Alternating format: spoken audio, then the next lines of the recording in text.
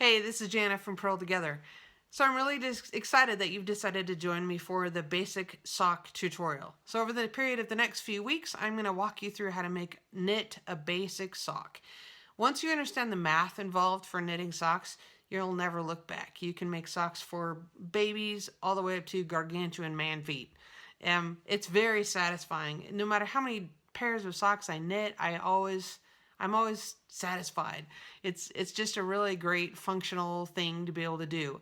And once you've had a pair of hand knitted socks, you will never go back to store bought if you can help it. So love it, especially here in the Wyoming winters. There's nothing better than a handmade wool sock inside your winter boots. It's just great. Okay, so let me preface all of this by saying I am knitting the sample sock for the class. I'm going to knit on size 4 needles, and I'm using a sport weight yarn. That is not normally what I knit my socks in. Normally I use fingering weight sock yarn, and size 0 or 1s. But I started filming with that and realized that that was really hard to see. It's just too tiny for either my digital camera or my iPhone. So I decided to kind of regroup, start over, and I'm going to be knitting a bigger size sock just for the purposes of this class. I'm going to go ahead and finish them, and I'll make them for me to just wear as slipper socks basically around the house, but likely they'll be too big to fit in my regular shoes or my boots. So you can do that too. If you want to cast on fewer stitches and you want to join me in a pair of slipper socks, you can certainly do that too. I would suggest, however, fingering weight yarn and smaller size needles, more like that you're getting a gauge 8 or 9 stitches per inch maybe, which is normally, I get 9 stitches per inch usually. So for my feet, I end up casting on usually, depending on the yarn and the pattern, I usually cast on between 80 and 88. Now I know that's a lot. A lot of people do not cast on that many stitches, but a lot of people don't knit as finely, I guess, or maybe as dense of fabric as I do. Most people will cast on 72 or 80 stitches the most, and certainly less for kid size socks.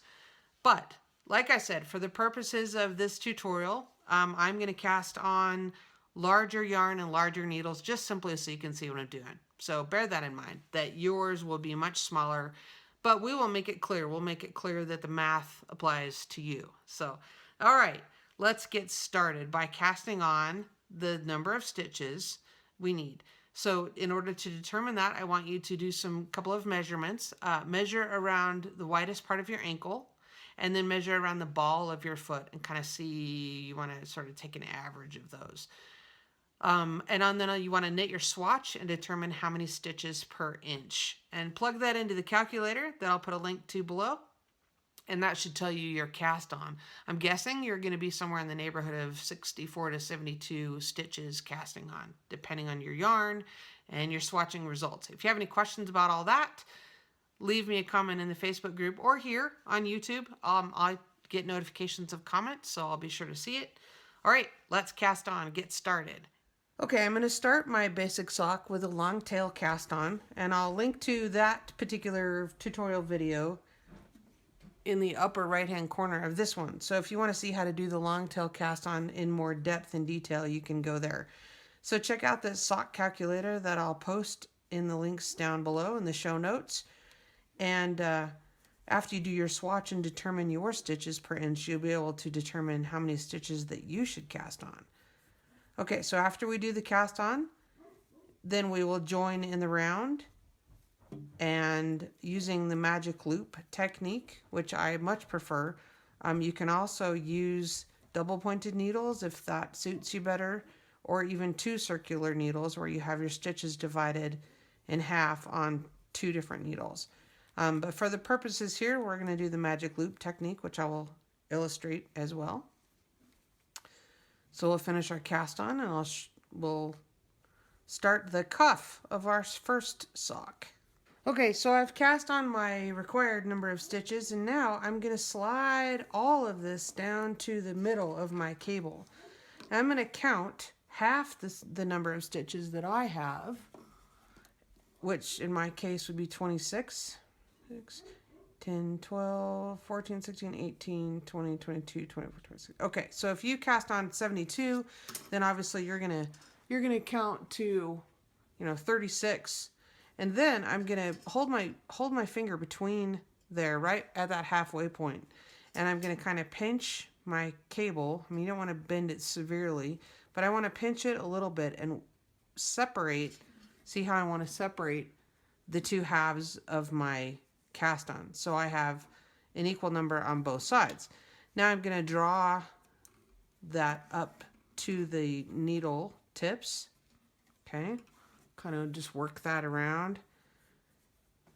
All right, and I'm being careful not to twist my original cast on. So I want everything lined up carefully, and I want my cast on edge on the inside.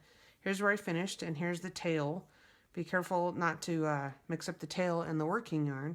I'm just going to take my tail and lay that over, and I have another video on joining in the round that I'll link to, so you can look for that in the show notes as well.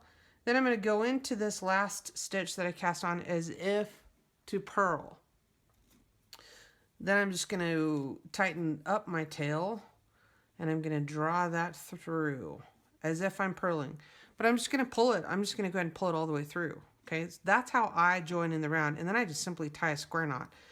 There's a lot of, as I say in my other videos, there's a lot of fancy ways to do things. I like to just keep it simple, particularly with a sock that I know is going to endure a lot of wear and a lot of washing and a lot of use.